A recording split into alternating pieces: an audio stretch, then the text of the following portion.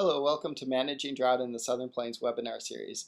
This is a regular webinar series offered by the Southern Climate Impacts Planning Program in association with NIDIS, NOAA, and the National Drought Mitigation Center. This is a short briefing to describe drought conditions. We'll be doing a full briefing on September 13th with a discussion about health impacts related to drought. When we look at today's drought monitor, we can see much similar pattern has been with drought settled over the main part of the country. There has been some improvement along the East Coast, a little bit of worsening down in Texas as they've had some dry weather recently, and largely unchanged for most of the rest of the country. A little bit of improvement in our region in eastern Oklahoma and along the Red River, where up to 4 inches of rain in some places fell. Still have the severe drought, of course, in Arkansas, Oklahoma, and Kansas, most of the area. Some introduction of D4 into far south Texas and far western Texas and eastern New Mexico this week. As we look at the picture from last month, it does look very similar, but that's actually good news because in July we had been accelerating the area of drought development, and this last month it's kind of stabilized, so things may be looking up a little bit. When we look at rainfall patterns, the 30-day rainfall is on the left, the year-to-date rainfall on the right, the accumulations on top, and the departures from normal on the bottom. And what we see is in the shorter term, you can see rainfall along the Gulf Coast in the southeast has led to great improvements there. Florida is now drought-free for the first time since 2010. And you can see the long-term deficits remaining, though, along the Mississippi River. There should be a little bit of improvement we anticipate in the next week thanks to Hurricane Isaac, which is moving up. The remnants will be moving up across into Arkansas and the Mississippi River Basin over the coming days. And just today alone, over 10 inches of rain has fallen in far eastern Louisiana and parts of Mississippi. So this should be bringing some welcome relief to part of the region that's been suffering from drought.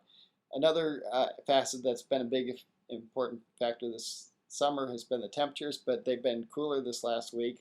The temperature departures from normals for maximum temperatures well below normal for much of the region, and minimum temperatures near normal.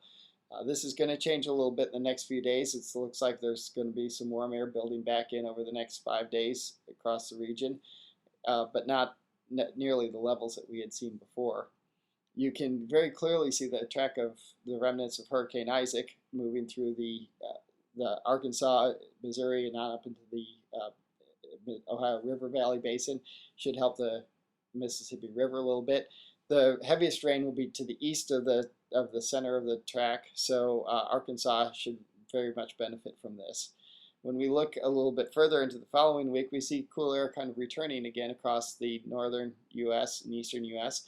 Warm air over the Rocky Mountains, so the kind of cold front pushing in is expected again next week.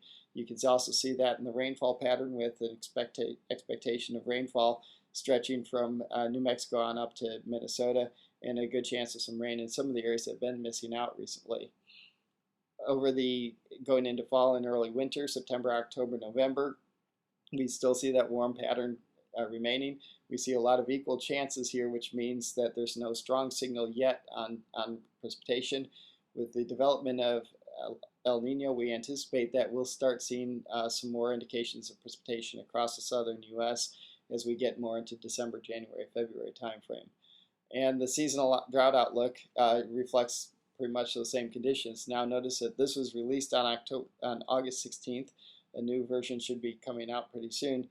So it does not take into account Hurricane Isaac track. So we expect the eastern part of this will show some improvement on the next outlook. Otherwise, a persistence into the fall where the rainfall has been not as good recently.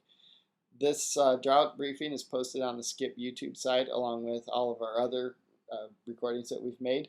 We also have a number of resources posted on the drought portal, the www.drought.gov NIDIS drought portal in the Southern Plains section, and a number of other sources. We do need to hear from you from impact reports, so you can go to the drought reporter or email it to us. We appreciate your patience with this and involvement with this process, and we hope to talk to you soon again. Thank you.